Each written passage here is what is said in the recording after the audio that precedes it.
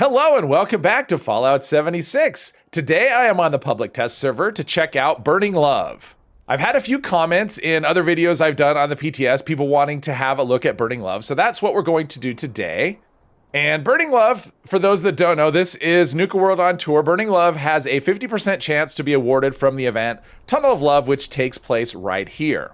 So as I was looking at Burning Love, I realized that it does something that no other weapon does, at least no other weapon that I could find, and that is the ability to deal fire and cryo damage at the same time, which on the live version of the game, not that big of a deal. It doesn't really make that much of a difference.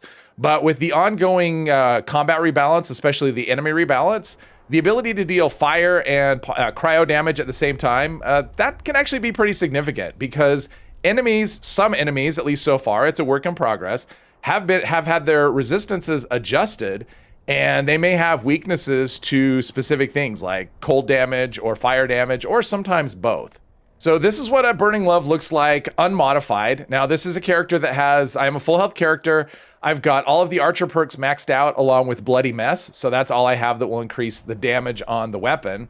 But this is what it looks like unmodded. We've got 140 ballistic and 131, that's fire damage over time for 131 over 5 seconds. And if you compare that to what it looks like in the live version of the game, we have the stats up here just to the right.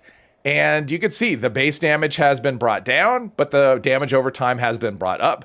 And that is pretty typical of the weapon rebalances. If something does damage over time, typically what's happening is the damage over time is getting increased and the base damage of the weapon is being decreased.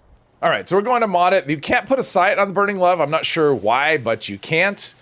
So we are going to put on the cryo arrows. That is the way it's going to be. So you can see we do the cryo arrows. There's really no downside. You still get the same base damage. You still get the same fire damage over time. And we just add a little bit of cryo damage. And 18 doesn't seem like it's all that much, but the way that enemy resistances are working now, it's actually a pretty significant amount. Now I did try this with the flaming arrows, and yeah, you can see you take a massive hit. Your base damage gets cut in half, and then it's basically brought up with equal fire damage. So you would think that would be a wash, but in my experience, it felt pretty weak.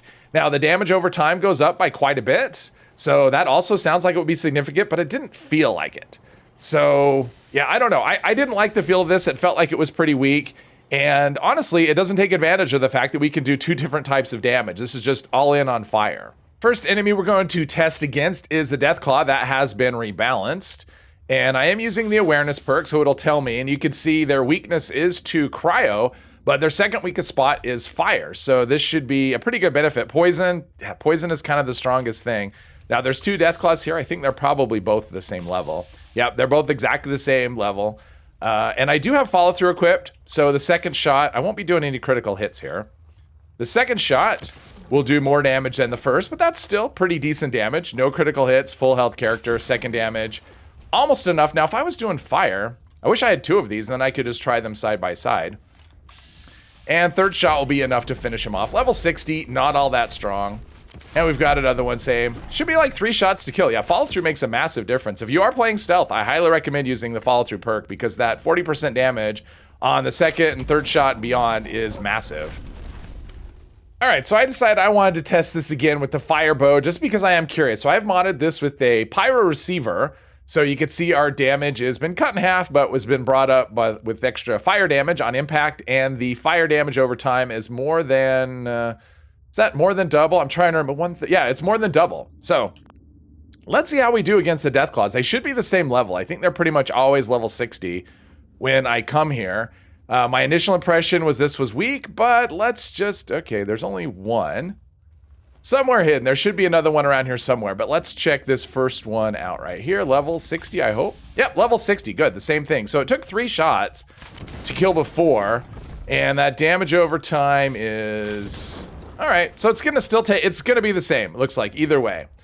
With this particular enemy. 3 shots to kill, whether it's the cryo or the fire. So, yeah. Interesting. Now, there should be another... Oh, there's another one in there, I think.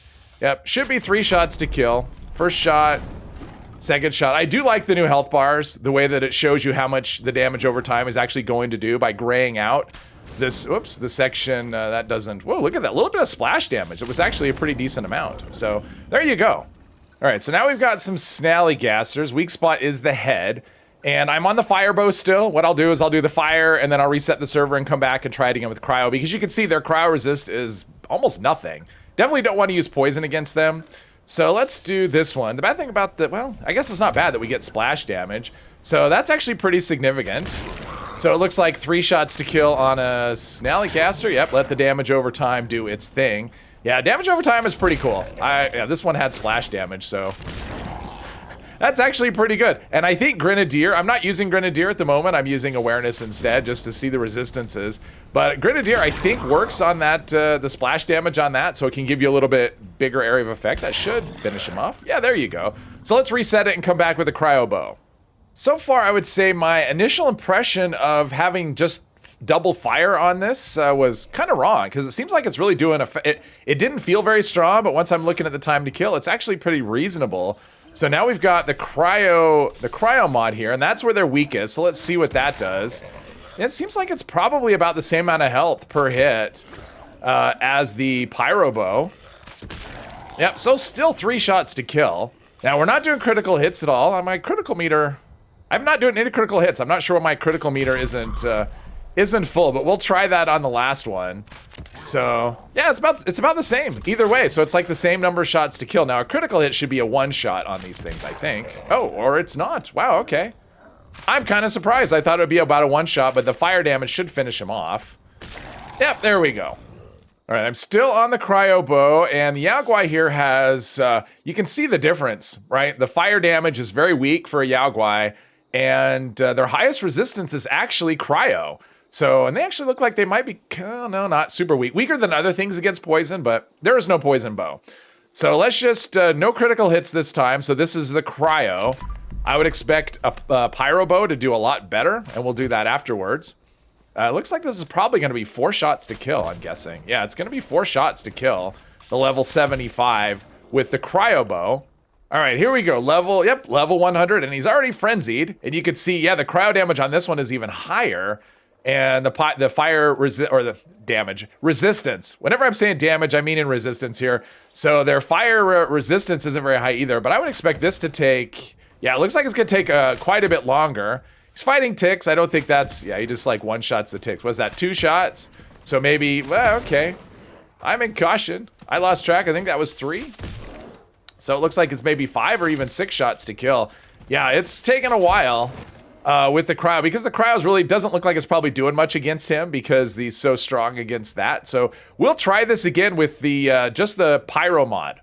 I didn't show this comparison before, but just in case you run a Burning Love on the live version of the game and you use the pyro mod, it just looks dramatically different when you compare them side by side. So the damage goes from 175 to 70, but the fire damage goes from 4 to 72, and the damage over time goes from 88 to 298. It's because it looks so dramatically different, and the enemy rebalances, it's really hard to make an apples to apples comparison of just kind of a before and after. But just in case you're curious, there is a side-by-side picture.